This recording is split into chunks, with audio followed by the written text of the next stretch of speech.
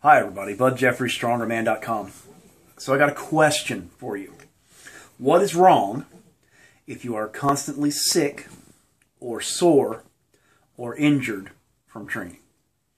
What's the real problem? Now, let me address a couple of things with that. Injuries happen. They're part of heavy training. They're part of crazy training. If you're going to, I've used this analogy a million times. If you're going to drive a car 200 miles an hour, once in a while you're going to get a ding on the fender, okay? If you're a normal fitness person and you're getting injured, there's a real problem. But if you're training heavy and you're doing your real thing, and occasionally some dings, some injuries are just inevitable because you're pushing your body to the limit. That's part of the game, okay? But if it's a regular thing, or if it's happening on a regular basis, or if you can't track a specific reason, okay, an actual accident or something, there's a problem. What if you start a new training regimen and it's a pretty regular thing, and if you look back through your history, you'll be able to kind of tell this. What if you start a training regimen and you tend to catch a cold? What's the problem there? Okay? Or what if every time you change to something new, or every time you slightly ramp up your volume or do something, whatever, you get ridiculously sore? And you'll be able to look back through and tell it. Now, I'm not talking about if you did something crazy, okay? If you decided to do a gazillion rep arm workout and you all of a sudden got sore from that, well, everybody, no matter what, is going to be sore from that, okay? But here's what's really wrong if you're getting sick, or if you're getting injured, if you're getting ridiculously sore on a regular basis. Your base is not built. You don't have a significant, well-built, well-thought-out physical base of training to work from to move to an advanced level. Okay. Now, almost nobody gets sick from a couple of sets.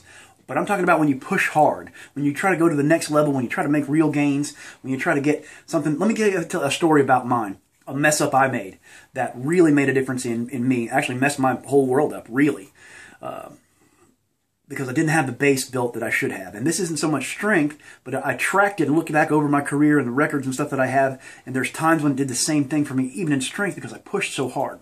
So I went to the University of Florida in 1991 as a walk-on football player. And I thought I was in shape. I thought I had a base of conditioning high enough to be ready to do what I needed to do.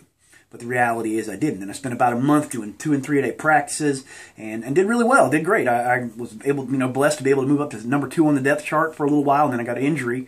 But I think I got that injury, and I know I got sick during that month because I was so radically overextended. My physical ability to recover was not there because I did not have a base of strength and conditioning to work off of. Okay?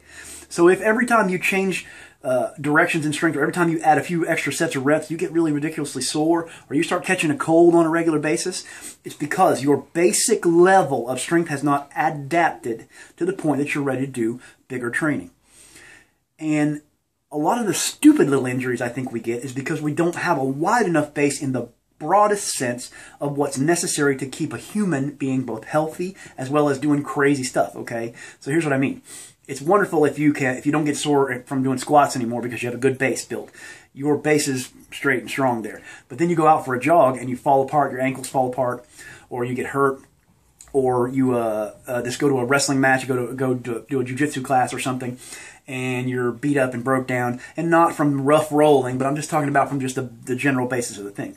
Why? Because you're not keeping up a broad base of strength, of conditioning, of flexibility, of joint health, of mobility, of all the things necessary to get there. And how do you know when you got that base built? Hard to say. Here's how you really do this, though. You got to build up slowly, and over time, you have to have, I think this is kind of the golden rule number.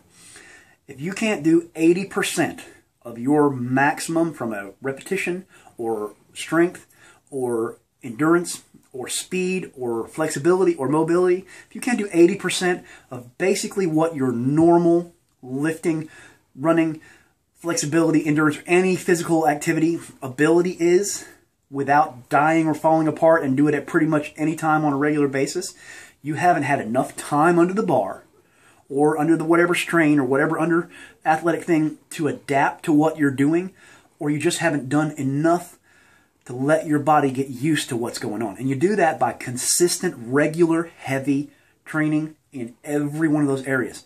So you need to establish a baseline. This is what I can do. This is my 80% level. I can do this 80% level and not feel bad, not feel hurt, not fall apart, not get injured any time of the day or night, whether I'm sick, whether I've been shot in the spleen, whatever other problem might be, okay? That's how you know you have a base built.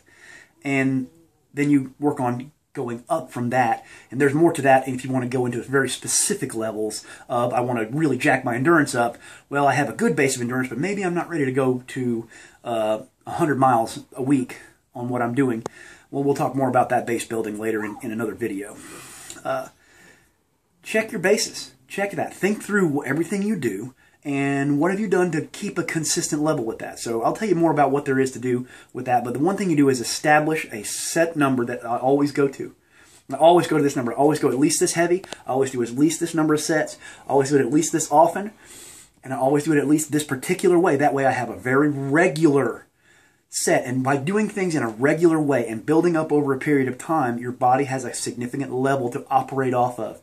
If you're way down here in your level and you ramp the intensity up super high, that's when you get injured and sick and jacked up if you don't spend that time base building. So we'll talk a lot more about that as we come, and I got a couple more videos on this particular thing because there's a lot more to it.